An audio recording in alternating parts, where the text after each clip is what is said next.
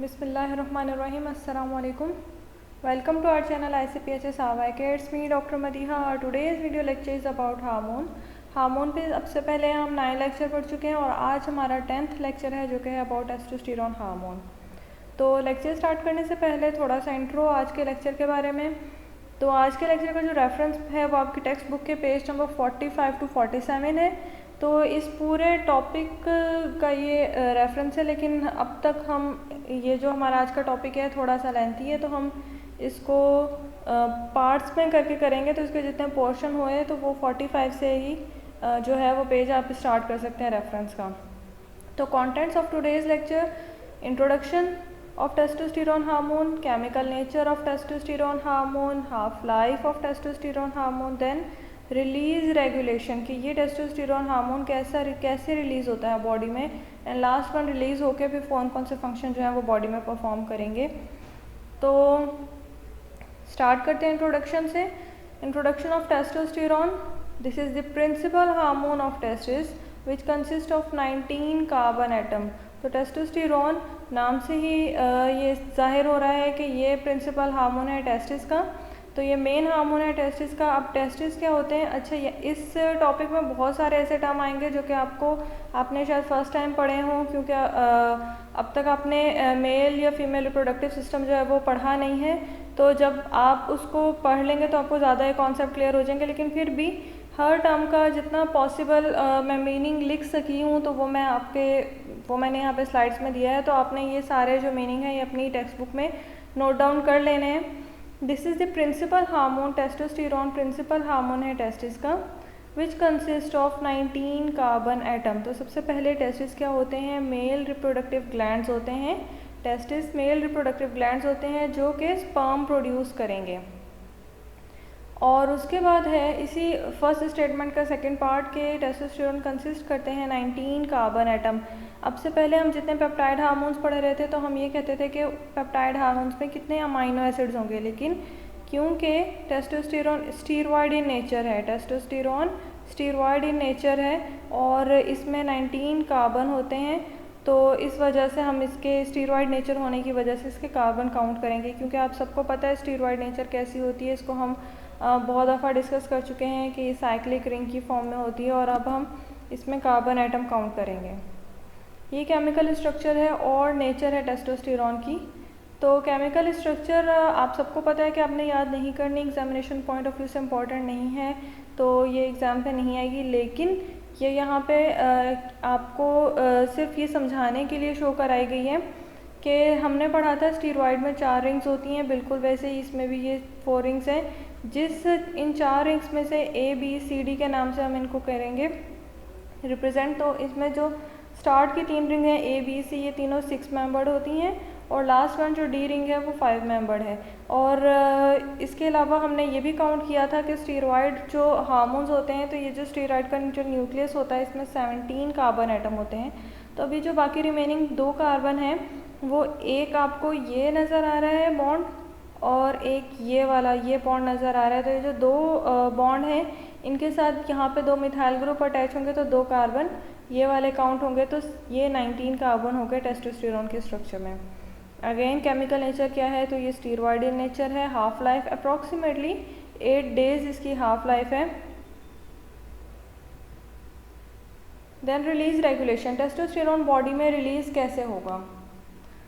सबसे पहले हाइपोथैलेमस से रिलीज होगा gonadotropin releasing hormone. Gonadotropin releasing hormone abbreviate करेंगे हम उसको GnRH से. ये ऐड करेगा एंड पिट्यूटरी ग्लैंड पे. पिट्यूटरी ग्लैंड में से भी कौन सा pituitary gland? Anterior pituitary gland पे ऐड करेगा. Anterior pituitary gland then further 2 hormone release करेगा. एक ल्यूटिनाइजिंग हार्मोन जिसको हम LH कहेंगे, second one follicle stimulating hormone जिसको हम FSH एब्रीविएट करेंगे. ये ल्यूटिनाइजिंग हार्मोन और फॉलिकल स्टिमुलेटिंग हार्मोन, ये दोनों हार्मोन मेल और फीमेल रिप्रोडक्टिव सिस्टम पे एक्ट करेंगे. जब ये मेल रिप्रोडक्टिव सिस्टम पे एक्ट करेगा तो मेल रिप्रोडक्टिव सिस्टम में जब ये टेस्टिस पे एक्ट करेगा तो वहाँ से ये रिलीज़ करवाएगा टेस्टोस्टेरोन हार्मोन की.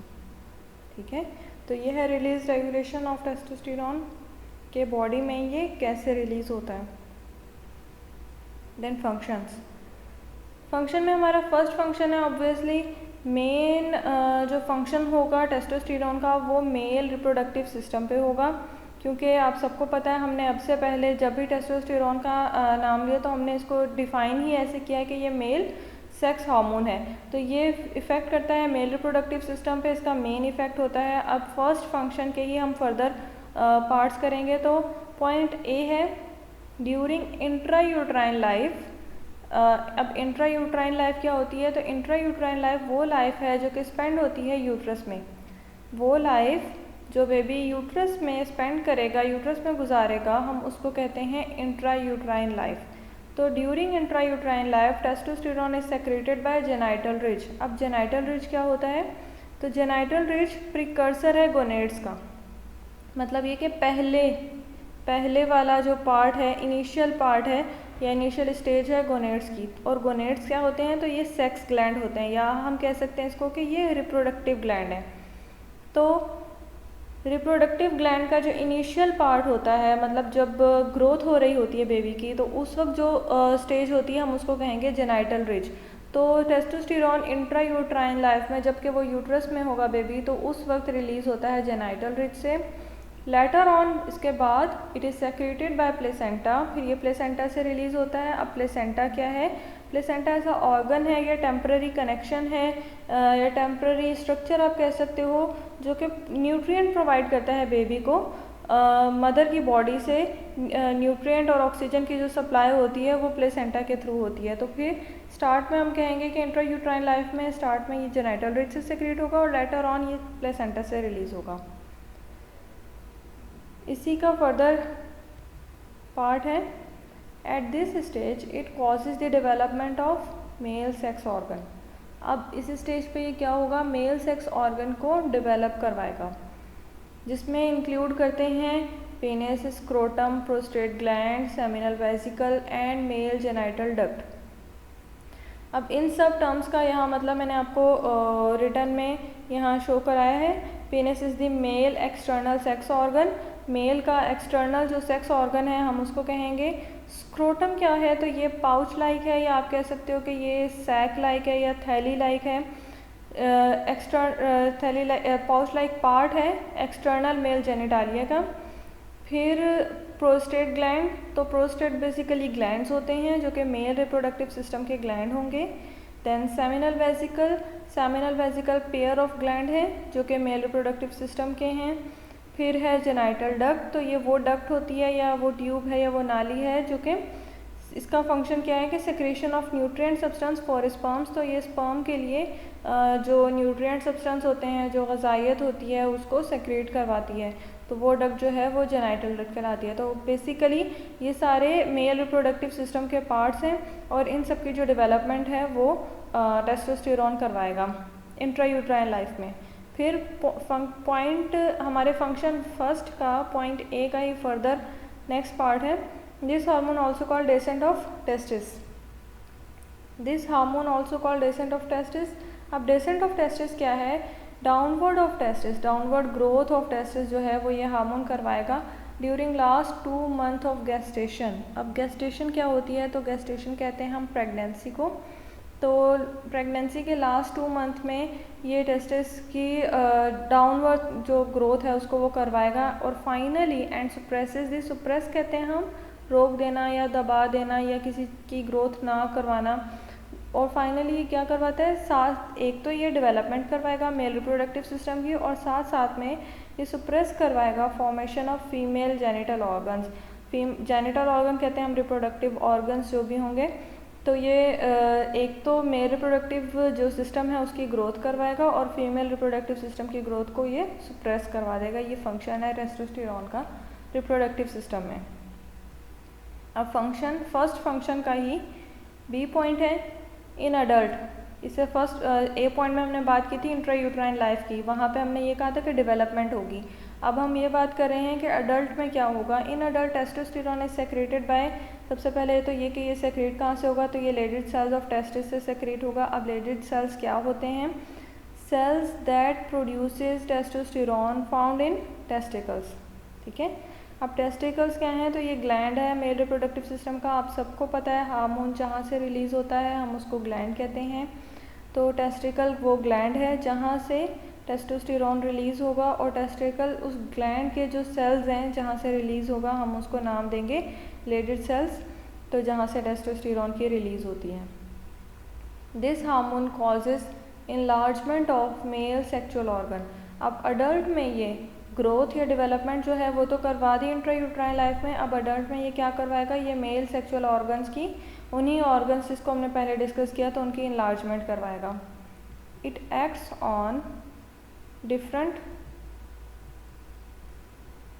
On different mail sex organ.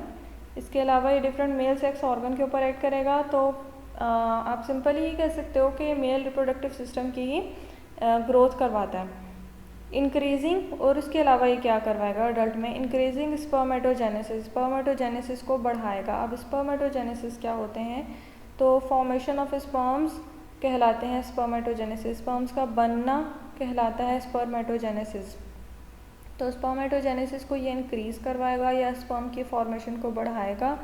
और मेंटेनिंग दी मोटेलिटी कहते हैं मूवमेंट को, मोटेलिटी मूवमेंट को कहेंगे। और फर्टिलाइजिंग पावर, स्पर्म्स की फर्टिलाइजिंग पावर ज़्यादा करेगा और स्पर्म्स की मूवमेंट को ज़्यादा करेगा। फर्टिलाइजिंग पावर क्या है, fusing of egg and sperm, egg और स्पर्म का फ्यूज़ होना या उसकी फ्यूजन जो है एक दूसरे से मिल जाना या जुड़ जाना या कंबाइन होना, तो ये फर्टिलाइजिंग पावर है। तो इसको भी इन्हेंस करेगा, स्पर्म की मोटिलिटी को बढ़ाएगा और स्पर्म की फॉर्मेशन भी ज़्यादा करवाएगा। तो ये हमारा फर्स्ट फंक्शन था रिप्रोडक्टिव सिस्टम पे। अब इसमें ये उसी का एक समराइज्ड रिव्यू है। ये फर्स्ट फंक्शन, सिर्फ एक फंक्शन किया अब तक हमने, तो ये फर्स्ट फंक्शन का ही की पॉइंट्स हैं उसके कि हमने उसमें क्या क्या पढ़ा। हमने ये पढ़ा कि टेस्टोस्टेरोन रिप्रोडक्टिव सिस्टम पे कैसे एक्ट करता है। तो ये रिप्रोडक्टिव सिस्टम पे डेवलपमेंट कॉज करवाता है of male sex organs in embryo. Embryo में ये मेल सेक्स ऑर्गन की डेवलपमेंट करवाएगा। और secreted by Leydig cells of testis, adult में ये कहाँ से सेक्रेट होता है, लेडिड सेल्स ऑफ टेस्टिस से सेक्रेट होगा। और फिर क्या करवाएगा, ये ग्रोथ करवाएगा, causes growth of reproductive system in adult. और इसके अलावा स्पर्मेटोजेनेसिस को भी बढ़ाएगा, स्पर्म्स की फॉर्मेशन ज़्यादा करवाएगा। तो ये एम्ब्रियो में सेक्स ऑर्गन की डेवलपमेंट करवाता है और अडल्ट में उन्हीं सेक्स ऑर्गन की ग्रोथ करवाता है। और उसके साथ साथ स्पर्मेटोजेनेसिस की यानी स्पर्म की फॉर्मेशन भी ज़्यादा करवाएगा। और सेक्रेट कहाँ से होगा अडल्ट में, तो ये लेडिड सेल्स ऑफ टेस्टिस से सेक्रेट होगा। तो ये आज का जो लेक्चर है वो इसके जो फर्दर फंक्शन है वो हम इंशाल्लाह नेक्स्ट लेक्चर में डिस्कस करेंगे। तब तक के लिए स्टे ब्लेस्ड, अल्लाह हाफिज़।